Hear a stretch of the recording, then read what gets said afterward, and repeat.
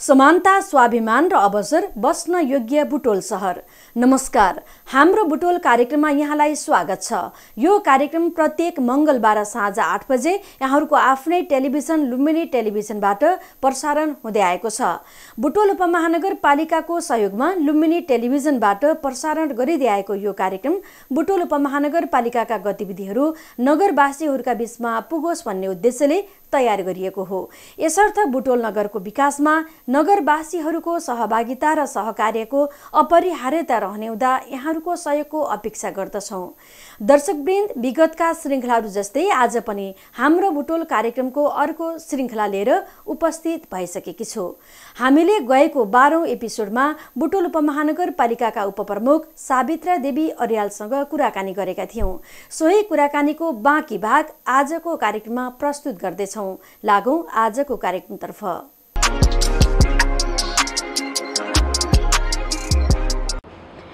यहाँले भनिरहँदाखेरि बजेट निर्माणदेखि राजस्व सङ्कलन, अनुगमन, न्यायिक समिति सम्पूर्ण जिम्मेवारी चाहिँ उपप्रमुखको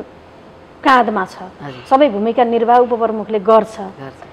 तर पनि उपप्रमुखहरू कता कता ओझेलमा परेका हुन् अथवा जनतालाई यी कामहरू चाहिँ उपप्रमुखको नेतृत्वमा भएका हुन् भनेर बुझाउन नसकेको, जनताले बुझ्न नसकेको लाग्छ यहाँलाई? बुटोलको हकमा मलाई लाग्दैन।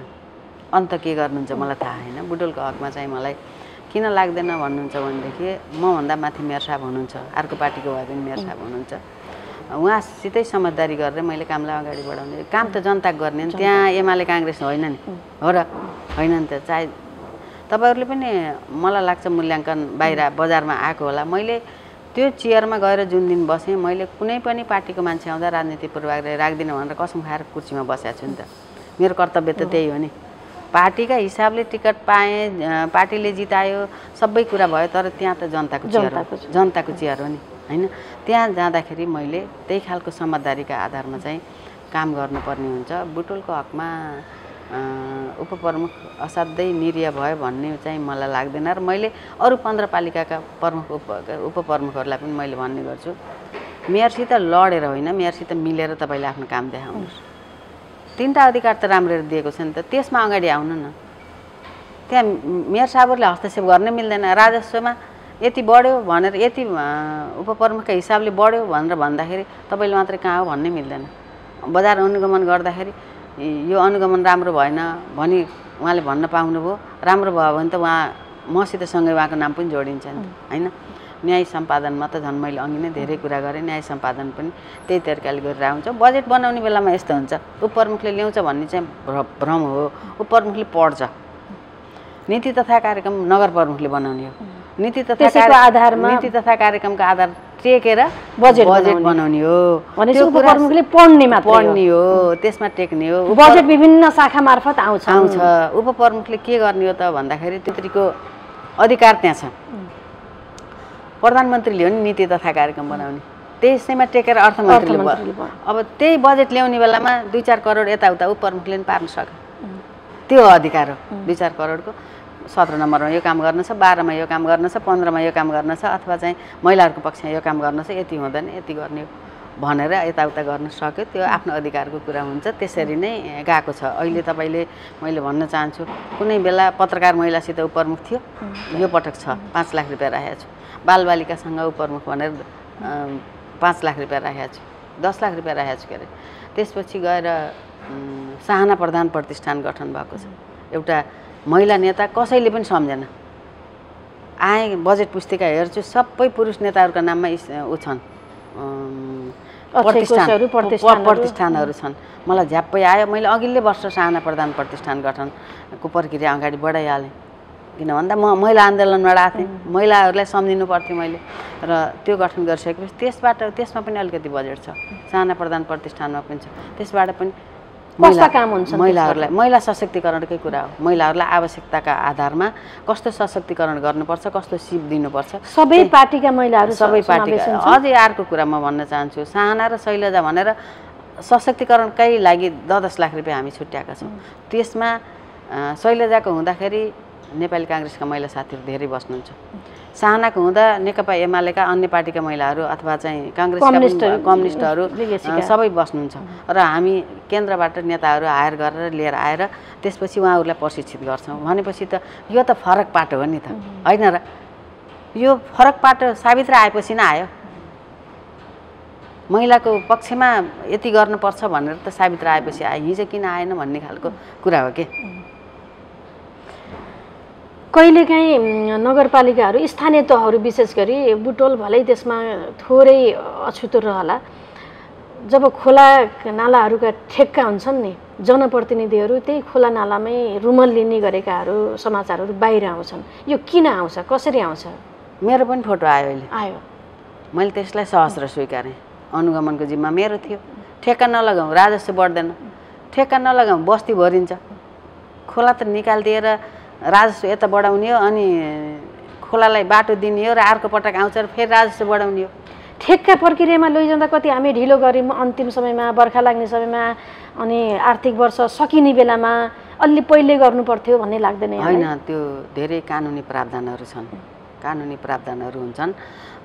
त्यसले पनि हामीलाई अडचन गर्दो रहेछ त्यसले गर्दाखेरि यो वर्ष समयमै सकेका हौँ यो वर्ष त्यति विवादित भयो भन्ने मलाई लाग्दैन र म आफै यहाँनिर यस्तो चोरी भयो भन्ने बित्तिकै 4वटा ट्रक एकैचोटि छोपेको छु एक्लै गएर छोपेको छु 4वटा ट्रक मेरो गुरुजीलाई लिएर गएर मैले नगर प्रहरी कोही नलैकन 4वटा ट्रकले खोलाबाट निकालेर कतिको सजिलो भयो कतिको थ्रेट आयो त्यतिखेर आएन म नरम शैलीले प्रस्तुत हुन्छु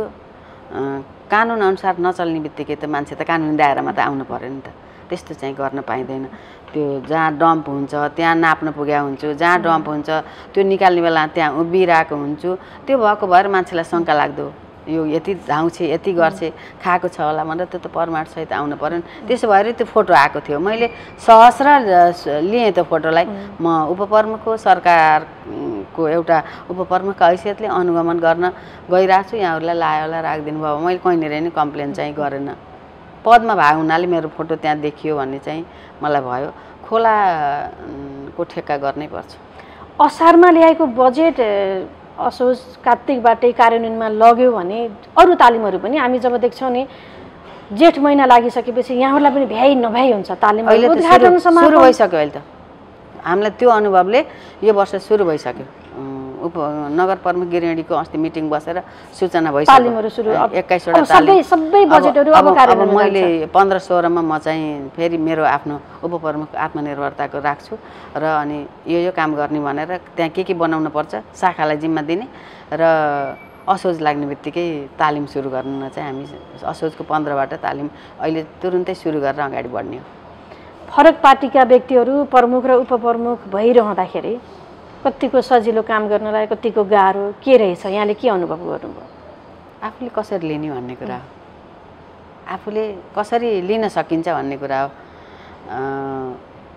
जनताले जे म्यान्डेट दियो त्यसमै रमाउनु पर्यो नि हामी त त्यसमै मिल्न सक्नु पर्यो त्यसमै काम गर्न सक्नु पर्यो हुन्छ मेयर साहबसित मेरो झगडा हुन्छ तर यहाँले ल्याएका योजना कटौती हुने अथवा मेयरले ल्याएका योजना यहाँले काट्ने त्यस्तो हुन्छ हुँदैन अन्यत्र हामी देख्छौँ नि बजेटै नल्याएका घटनाहरू कतिपय छन् तालाबन्दी गरेका कतिपय घटनाहरू छन् सामान्य शिलालेखमा नाम नराखेका कारणले शिलालेख फुटालेका घटनाहरू पनि छन् यहाँहरूको कस्तो रह्यो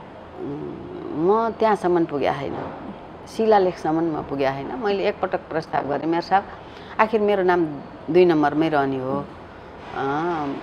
शिलान्यास र उद्घाटन गर्ने क्रममा सँगै गर्दा सँगै नाम राख्दा इतिहास रहन्छ चाहिँ भनेछु त्यो भनिरहँदा कतिपय ठाउँमा सँगसँगै पनि भयो कतिपय ठाउँमा मेयर साहब पुग्दा म काठमाडौँ भएको हुन्छु हुँदैन त्यसलाई मैले सामान्य लिन्छु किन भन्दा उपप्रमुखको हिसाबले सामान्य लिन्छु जनताले जब 2टा पार्टीका जिताइसकेपछि मेरो पहिलो प्रस्ताव नै के थियो भन्दा मैले अलि 74 को पनि धेरै पालिकाको एउटै पार्टीका मान्छे लडेको पनि मैले सुनिरहेको थिएँ होइन सुनिरहेको थिएँ देखिरहेको थिएँ खुलेर विरोध गर्न पनि नमिल्ने तर भित्रभित्र काम गर्न चाहिँ नमिल्ने यसरी गाह्रो 74मा धेरै पालिका एमाले जितेको थियो र धेरै चाहिँ त्यही देखिरहेको थिएँ र मैले जब बाबुरामजीको टिकट आयो मैले आज यथार्थ कुरा गर्दैछु यदि बाबुरामजीले र मैले सँगै जित्यौँ भने मैले पहिला बाबुरामजीलाई राख्छु दिदीका हिसाबले म राखेर कुनै पनि अप्ठ्यारो भयो भने पार्टी कार्यालय हामी जानु हुँदैन यही मिलाउनु पर्छ तपाईँ र म भित्र लड्नु हुन्छ झगडा गर्नुहुन्छ तर यहाँको कुरा बाहिर ल्यायौँ तपाईँ पनि कमजोर म पनि कमजोर मैले त्यो तयारी गरेको थिएँ एकदम मैले बनावटी कुरा गरेन तर फरक भयो नेपाली काङ्ग्रेसबाट मेयर साहब खेलराजी आउनुभयो नेकपा एमालेबाट म आएँ मैले यो प्रस्ताव उहाँसित पनि त्यही गरेँ उहाँसित पनि मैले त्यही गरेँ तपाईँ र मेरा बिचमा राजनीतिक कुरा नमिल्ने स्वाभाविक हो तर विकासका कुराहरू हामीले मिलाउनुपर्छ तपाईँले मेरो कुरा चिया पसलमा गएर गर्नुभयो भने तपाईँ कमजोर तपाईँको कुरा म चिया पसल गएर गर्न थालेँ भने म कमजोर अनि हाम्रो काम के हुन्छ त भन्दा विरोध मात्रै गर्ने हुन्छ केही जाने छैन यसो गर्छ तपाईँ त्यो भन्न थाल्नुहुन्छ अनि यस्तो गर्छ भनेर म भन्न थाल्छु अनि तपाईँले मैले के काम गर्न सक्छु मेयर साहब कुनै हालतमा तपाईँ चाहिँ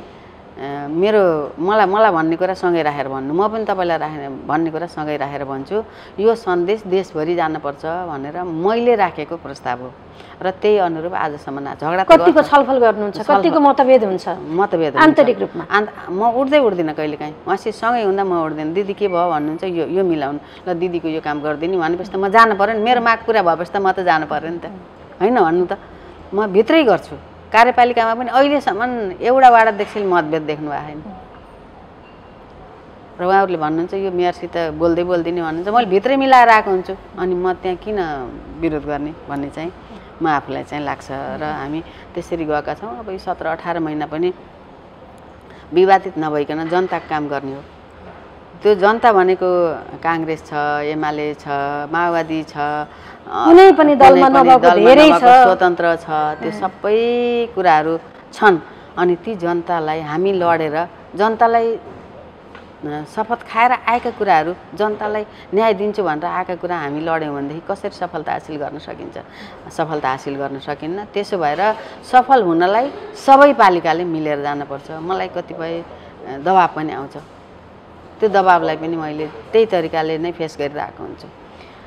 नगरवासीले विकासलाई कसरी बुझ्दा रहेछन् कसरी यहाँको अनुभव के छ जनताले विकास भनेको बाटै हो मेरा घर अगाडि चिल्लो बाटो हुनै पर्यो नाली हुनै पर्यो भन्नेलाई विकास बुझ्दा रहेछन् या सामाजिक क्षेत्रमा नगरवासीलाई चाहिँ सचेत बनाउनु पर्यो जागरुक बनाउनु पर्यो भन्ने हिसाबले बुझाइ हुँदो रहेछ के रहेछ 2 थरी 3 थरी विचारका मान्छेहरू हुन्छन् एक थरीले विकास मात्रै गर्दै हुन्थ्यो भन्ने छ भौतिक विकास मात्रै गर्दै हुन्थ्यो भन्ने छ हामी जनताबाट निर्वाचित भएको र म त साँच्चै भन्ने सर्वहारा वर्गको नेतृत्व गर्ने पार्टीबाट आएको मान्छे हो नि त हैन अनि हामी मानवीय विकास पनि हुनुपर्छ भन्ने कुरा मेयर साहब छिट्टो कन्भिन्स हुनुहुन्छ यस्ता कुरामा है मैले प्रशंसा गर्न खोजेको होइन मकै पोल्नेलाई हामीले कसैले गरेका थियो हैन पात बेच्नेलाई कसैले गरेका थियो आरनलाई कसैले गरेका थियो किसानहरूलाई प्रोत्साहन गर्ने कुरामा कसैले गरेका थियो एकल महिलाले रिक्सा चलाएको छ त्यसलाई कसैले गरेको थिएन नि त तर यी कुराहरू मिल्दाजुल्दा भयो के त्यसले गर्दाखेरि बाटो चिल्लो बनेर मान्छेको पेट भोकै छ भने त्यो चिल्लो बाटोले के गरिदिन्छ तपाईँ घर पानी जति लथालिङ्ग पानी आएको छ बत्ती बोलाइ छ घरमा चामल छैन के गर्नुहुन्छ त्यो मान्छे विकाससित रमाउँछ रमाउँदैन त्यसको पेट भर्ने गरी मैले एउटा उदाहरण दिन्छु मैले जहाँ जाँदाखेरि पनि म जाने बित्तिकै गएको पहिलो वर्षको भदौमा तीजको 2-3 दिन पछाडि एउटा बहिनी आउनुभयो धरती रुनुभयो के भयो भनेको घरमा अन्न छैन मलाई काम दिनुस् मेरो छोरा छ 7 वर्षको छोरालाई पढाउन छैन श्रीमानको किडनी फेल भएको छ भनेर रुनुभयो दरखानी दिन एउटा चाउचाउ लगेर खाएँ भन्नुभयो मैले खुरुक्क मेरो पर्सबाट म पैसा निकालेर दिएँ त्यो दिन दाल चामल तरकारी किनेर लिएर जाँदा छोराले भनेछ अनि मम्मी आज त सारो भात खाएर पेट बाहिर आयो भनेछ मानव हो नि त हामी त अनि त्यो भइसकेपछि मैले सबैलाई गुहारेँ ल यहाँ यस्तो खालको स्थिति छ यो बहिनीलाई चाहिँ काम पनि दिन्छौँ हामी कुनै बेला अहिले चाहिँ उहाँको खानी बस्ने व्यवस्था गरिदिउँ भनेर उहाँको घरमा नरिश्वरजी लगायतसित सबैसित हाम्रो क्यान्टिनको भाइ दाल चामल तेल तरकारी पहिला म आफै हेर्न गएँ कोठा मेरै गाडीमा राखेर उहाँको घर दाल चामल छोडेर हामी आयौँ अहिले प्रधानमन्त्री स्वरोजगारमा मालीको काम बुटोलमा गर्नुहुन्छ त निरन्तर गर्नुहुन्छ उहाँ यो होला नि त मानवीय विकास हो कि नै त्यसो भएर बाटो बनेर मात्रै हुँदैन बत्ती बोलेर मात्रै हुँदैन अनि पानी छ्यालबाल पानी भएर मात्रै हुँदैन मान्छे यस्ता अप्ठ्यारा कुराहरू लिएर जनप्रतिनिधिसँग जानुपर्छ हाम्रो अप्ठ्यारो साँगुरोहरू जनप्रतिनिधिले बुझ्छन् सम्बोधन गर्छन् भन्ने बुझाइ कतिको छ अहिले छ कतिपय मैले त पहुँच हुँदैन नि त ठुलो आमसभामा भन्दै हुन्छु मैले 5-7 हजार मान्छे भएको ठाउँमा त्यसपछि 500 मान्छे भएको ठाउँमा 5 जना मान्छे भएको ठाउँमा बुटोलभित्र बस्ने कसैको पेट भोको भयो भने नगरपालिका आउनु प्रमुख जसलाई भेटे पनि हुन्छ हामी बजेट छुट्याएका छौँ यो वर्ष त साँच्चै बजेट छ त पढ्न पाएको छैन कसैको बच्चाले आउनुहोस् हामी निःशुल्क पढाइदिन्छौँ उसको ड्रेस छैन भने पनि दिन्छौँ त्यसपछि गएर स्वास्थ्य उपचार पाएको छैन भने पनि पठाउनुहोस् हामी के गर्न सक्छौँ योभन्दा बढी जनप्रतिनिधिले के भन्छ म त्यो कुरामा एकदमै खुसी छु र मैले आह्वानै गरेको छु र कतिपय बहिनीहरू तपाईँ कहाँ आयो भने न्याय पाइन्छ भनेर हामी आएको मेरो बच्चा कालिकामा पढाउन मन लागेछ मेरो बच्चा होराइजानमा पढाउन मन लागेछ मेरो बच्चा फलाना बोर्डिङमा पढाउन मन लागेछ तर मसित पैसा छैन बच्चा ट्यालेन्ट छ भन्नु भने कालिकामा त म आफै घर भर्ना गरिदिएको छु उपप्रमुख एउटा बच्चा नचिनेको बच्चा लगेर भनेको छ भने दिप बोर्डिङले 2टा पढाएको छ एभरेस्टले 2टा पढाएको छ अक्सफोर्डले 2टा पढाएको छ होराइजनले 2टा पढाएको छ गार्गीले 2टा पढाएको छ मणिमुकुन्दले 2टा पढाएको छ गरिब तथा जीवनदारलाई त हामी पढाइदिएका छौँ त यही काम गर्दाखेरि ठुलो आत्मसन्तुष्टि मलाई छ युवाहरूको लागि के गर्नुभएको छ महिलाहरूको लागि धेरै कुराहरू भयो युवाहरूको लागि युवा त मेयर युवा युलम भन्ने शीर्षकै छ अब उपप्रमुखसित बालबालिका राखेपछि नगर प्रमुखसित बाआमा भन्ने कार्यक्रम यस्तो हुन्छ हाम्रो चाहिँ भागबण्डा सहज रूपमा भन्दाखेरि किन भन्दा 2टा पार्टीका छौँ यसरी जाउँ मेयर साहब हुन्छ यसरी जाउँ नगर प्रमुख कार्यकारी अधिकार भाग हुनाले केही कुरा मिच्न खोजेको हुनसक्छ तर यसमा जानुहुन्न यसरी मिचेर चाहिँ जानुहुन्न भनेर सुझाव सल्लाहकै आधारमा चाहिँ हामी जानुपर्ने हुन्छ समझदारीमा काम हुन्छ भन्ने कालको कुरा 3 वर्षमा मैले चाहिँ भोगेको छु र युवाहरूका लागि सकेसम्म युवा अस्ति भर्खरै एसी फ्रिजको भयो इन्स्योर भिडियो क्यामेराको भयो ड्रोन तालिम भयो त्यसपछि गएर के को आवश्यकता छ आवश्यकताको मागका आधारमा चाहिँ तालिम दिइरहेछौँ युवाहरूलाई सकेसम्म विदेश नजानुस् र मेरो अर्को कुरा टेलिभिजन मार्फत के छ भन्नुहुन्छ भनेदेखि प्रचार नगरौँ न विदेश जाने कुरा कस्तो मान्छे विदेश गएको छ यो कुरा गरौँ माइग्रेट भएर गएका मान्छेहरू फर्किँदैनन् धनी मान्छे फर्किँदैन गरिब मान्छे त खाडी मुलुक गएको मान्छे त फर्किन्छ त उसलाई त्यहाँ बस्ने एलाउड छैन त्यसो भएर तपाईँ भारतका मान्छे अमेरिका गएर व्यवसाय गरेका छन् नेपालका पनि धनी मान्छे अमेरिका गएर व्यवसाय गरेका छन् नेपालका पनि धनी मान्छे चाइना गएर व्यवसाय गरेका छन् तर गरिब मान्छे त अरब कतार दुबई नै त्यही पहाडबाट तराई झर्न सके होइन के गरिब मान्छे यदि विदेश गयो तेस्रो मुलुक गयो भने पनि जाने तिनी खाडी मुलुकै जाने यसको प्रचार हामी नगरौँ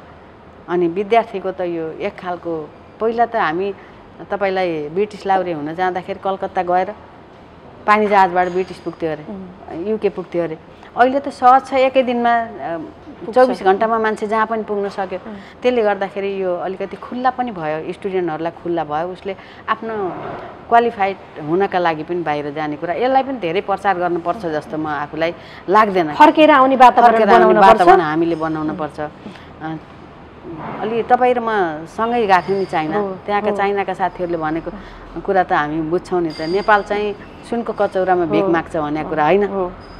साँच्चै सुनको कचौरा छ नि त हामी गरौँ भनेदेखि त जे पनि यहाँ काम गर्न सक्छौँ त्यसले गर्दाखेरि हामीसित भएको स्रोत साधनलाई प्रयोग गरौँ सरकारले पनि यिनी कुराहरूमा राम्ररी खुट्टा टेकेर अगाडि बढ्नुपर्छ भन्ने म आफूलाई चाहिँ लाग्छ सिप सिकेको जनशक्ति के गर्दैछ भन्ने अनुगमन यहाँहरूले गर्नुभएको छ हामी रेकर्डै मागेका छौँ कतिले काम गर्नुभएको छ कतिले गर्नुभएको छैन त्यो रेकर्ड तुरुन्तै दिनु भनेर सम्बन्धित जसले तालिम दियो नि उहाँहरूलाई नै हामी त्यो सूचना गरिसकेका छौँ त्यही आधारमा आउँछ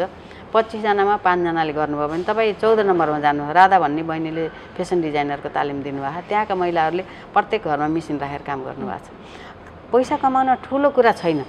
मैले जब उपप्रमुख भएँ तब हेरिसकेपछि महिलाहरूले मेहनत गर्नुभयो भने 30-40 हजार रुपियाँ कमाउन मेहनत गर्न धेरै मेहनत चाहिँ छैन तपाईँ एउटा थैली मात्रै सामान्य बनाएर बिक्री गर्नुभए पनि हुन्छ झोला मात्रै यो सपिङ ब्याग भनौँ तरकारी बजार गर्ने झोला मात्रै बनाउनु भयो भने पनि हुन्छ एउटा मेरो छिमेकमा बहिनी हुनुहुन्छ उहाँले महिनामा 30,000 मा कमाउँछु भन्नुहुन्छ घर साँझ बिहान काम गर्नुभएको छ बजारको साबुको थानको कपडा लिएर गएर पेटीकोट मात्रै सिलाएर उहाँले पठाउनुहुन्छ महिनामा 30-35 हजार रुपियाँ कमाउनुहुन्छ अब यहाँहरूले काम गर्न विशेष गरी 20 महिना भनौँ अथवा अन्तिम वर्ष त चुनावी वर्ष हुन्छ यहाँहरूले आफ्ना आफ्ना योजना पनि पार्टी निकटका व्यक्तिहरूलाई कार्यकर्तालाई खुसी पार्ने खाले बजेटै बनाउनुहुन्छ खास जनताको लागि बनाउने बजेट भनेको अब 1 वर्ष छ यो कुर्सीबाट बाहिरिँदै गर्दा यो कार्यकालबाट बाहिरिँदै गर्दा मैले यही काम गर्छु यो नगरपालिकालाई यहाँ पुर्याउँछु भन्ने यहाँको योजना छ के उपप्रमुखको हैसियतले होइन उपप्रमुखको कुर्सीबाट बाहिर जाँदा हजुर उपप्रमुखको कुर्सीबाट बाहिरिँदै गर्दाखेरि यो अथवा पहिलो कार्यकाल भनौँ न यो काम गरेँ हजुर यो काम गरेँ भन्ने यो गर्छु होइन यो काम गरेँ मैले भने पहिलो कुरा त महिलाकै काम हुन्छ होइन धेरै परिवर्तन आउँछ एकदमै आउँछ यो कुरामा यहाँ निर्धक्क हुनुहोस् अहिले बुटवलको बजारमा महिलाहरू हेर्नुभयो भने काउन्टरमा सबै महिलाहरू आफ्नो व्यवसायमा पनि किन भन्दा यो एनर्जी हो हिजो घर बस्थे हिजो घर बस्नुहुन्थ्यो हिजो टपरी खुटेर बस्नुहुन्थ्यो अहिले त मैले त के भनेको छु भने हरियो पातको टपरी तपाईँसित सिप छ भने घर खोट्नुहोस् त्यो काम कहाँ लगेर बिक्री गर्ने त्यो हामी व्यवस्थापन गर्छौँ भनेर भन्छौँ त हिजो हामी पछाडि परेको त शिक्षा र आर्थिकले त हो नि महिलाहरू त अहिले त सबै महिलाहरूले व्यवसाय गर्न थालिसकेपछि त कुनै महिला कसैसित डराउन हिचकिचाउन पर्ने वातावरण चाहिँ आउँदैन अब त्यो नआउने भएको हुनाले महिलाहरूमा चाहिँ अलिकति परिवर्तन भइसकेको छ र यो 18-20 महिनामा अझै परिवर्तन चाहिँ हुन्छ र यो काम गरियो भनेर भोलि मिडिया मार्फत अथवा उपप्रमुखको डकुमेन्ट बन्दाखेरि त्यति बेला बनाउने कुराहरू चाहिँ गर्नुपर्छ भन्ने मलाई लाग्छ पहिलो कुरा महिलाको पक्ष भयो दोस्रो कुरा बालबालिकाकै पक्षमा पनि भोलि भविष्यका कर्णधार बालबालिका हुन् उनीहरूको पक्षमा पनि हामीले त मन्टेश्वरीको बालबालिकालाई पनि खेलकुदमा ल्याउन खोजिरहेछौँ अहिले किन भन्दा त्यो जग हो सानोबाट एउटा मिठाई टिप्न जाऊ भनेर दौडाएर हात बाँधिएर गयो भने उसले मुखले मिठाई टिपेर ल्याउँछ नि बालबालिकाको क्षेत्रमा स्वास्थ्यको क्षेत्रमा शिक्षाको क्षेत्रमा यिनै कामहरू गऱ्यौँ भनेदेखि हामीले चाहिँ यिनै काम गऱ्यौँ भनेर देख्न लायक हुन्छ भन्ने चाहिँ मलाई लाग्छ पहिलो भनेको महिलाकै हो म आफू चाहिँ महिला आन्दोलनबाट आएको हुनाले पहिलो भने धेरै परिवर्तन महिलाहरू सक्षम भए पनि स्वाभाविक रूपले हरै परिवर्तन हुन्छ तपाईहरु दुईजना हुनुहुन्छ दुवैले कमाउनुहुन्छ तपाईकामा केही मतभेदै हुँदैन तपाईले कमाएको घर खर्च चलाउनुहुन्छ दिनेशजीले कमाएको सञ्चित गर्नुहुन्छ छोराछोरी पढाउने छोराछोरीको बिहादानमा हुन्छ भने कहाँनेरि अप्ठ्यारो हुन्छ त हुँदैन नि त त्यसो भएर यो अप्ठ्यारो परिस्थिति भएको त महिला घर बस्ने पुरुष बाहिर गएर कमाएर कामलाई काम नभन्ने ऊ जसले 12-14 घण्टा खटेछ त्यसलाई काम नभन्ने अनि त्यही काम सकेर पनि अहिले हेर्नु त मान्छेहरू महिलाहरू अहिले अफिसर महिलाहरू अहिले पाल्पामा सिडिओ भएर आउनुभयो हामी त गर्व गर्नुपर्छ कि अनि कलेजको रिजल्ट हेर्नुहोस् छोरीले टपेका छन् इन्जिनियरको रिजल्ट हेर्नुहोस् छोरीले टपेका एमबीबीएसको रिजल्ट हेर्नुहोस् छोरीले टपेका छन् भने अब यो महिलाको नेपालमा चाहिँ महिलाको दिन आस्ते आस्ते 33बाट अब 50% 17% पुर्याउनलाई आस्ते आस्ते स्वतः आफू बन्दैछ भने यो बुटवल महानगरपालिकाले पनि त्यही खालको काम गरेर अगाडि जान्छ अन्त्यमा मैले सुन्न केही छुटेका यहाँले केही भन्न थिए भन्नेका केही कुराहरू छन् ठ्याक्कै याद त मलाई आएन हैन सबै कुरा म राजस्व आफू आउँदाखेरि यति थियो अहिले यति भयो यति पुर्याउने लक्ष्य छ भने न्यायिक सम्पादनका कुराहरू सहज ढङ्गले लिएका कुराहरू मैले गरेँ विकास निर्माणका कुराहरू भए त्यसपछि अनुगमनको कुरा सबै तीनटै कुरा चुनौतीका कुरा हुन् तर सहज ढङ्गले समस्याको समाधान भएको छ के बुटवलमा र यसरी चाहिँ हामी गइरहँदाखेरि तपाईहरुले गर्ने काम के हो त भन्दा हुन त मिडियाले त छापछाप्ती बुटवलको विकासका बारेमा त जति पनि गर्नुभयो अझै पनि तपाईहरुले बेला मौकामा एकैचोटी नगरिकन बेला मौकामा आउनु आलोचना पनि आउँछ मिडियाहरुलाई मिडियाले बढी प्रशंसा गर्यो नगरपालिकाका जनप्रतिनिधिहरुलाई भन्ने आलोचना पनि आउँछ त्यो त मान्छे मानवीय स्वभाव हो किन भन्दा हिजो यिनै पत्रिकाले गरेनन् आज यिनै पत्रिकाले गरे भन्ने खालको कुरा हुन्छ त्यो दोहोरो कुरा हुन्छ हिजो मिडियालाई हामीले कसरी हेर्यौं आज मिडियालाई कसरी हेरिराखेका छौं र आज मिडियाले हामीलाई कसरी हाइलाइट गरिराखेको छ भन्ने अझै पनि के छ त भन्दाखेरि महिलाका मुद्दा अझै अगाडि आएको छैनन् है अझै पनि महिलाका न्युजहरू बनाउँदाखेरि पहिलो प्रायोरिटी दिन म नगरपालिकाको उपप्रमुखको तर्फबाट एकदमै म अनुरोध गर्न चाहन्छु त्यसो भएर यहाँहरुलाई म महिलाहरूको कामलाई अगाडि बढाइदिनुस् भन्न चाहन्छु अहिले सरसर्ती रूपन्देही जिल्लामा टिचरहरू महिला प्रवाह कति हुनुहुन्छ हिजो एकजना प्रवाह हुनुहुन्थ्यो शिक्षाकै क्षेत्रमा हेर्दाखेरि पनि यसरी चाहिँ अगाडि बढ्छ भन्ने इच्छा शक्ति भयो भने महिलाहरू सक्षम हुनलाई केही पनि अप्ठ्यारो छैन इच्छा शक्ति जाहेर गरेर अगाडि आउन पर्यो 18 वर्षदेखि माथि अथवा 20 वर्षदेखि माथि 70 वर्षसम्मकोले गर्ने काम बुटवल उपमहानगरपालिकाले दिएको छ हामीलाई समय दिनुभयो यहाँलाई धन्यवाद यहाँहरूले पनि बुटवल उपमहानगरपालिकामा हामी निर्वाचित भएर आइसकेपछि 3 वर्षको मेरो अनुभवलाई मिडिया सामु ल्याउनका लागि लुम्बिनी टेलिभिजन मार्फत यहाँहरूले जुन मेरो अन्तर्वार्ता लिनुभयो त्यसका लागि नगरपालिकाको तर्फबाट दुवैजनालाई म हार्दिक धन्यवाद दिन चाहन्छु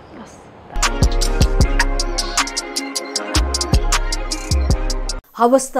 कार्यक्रम हाम्रो बुटोलको लागि छुट्याइएको आजको समय सकिएको छ।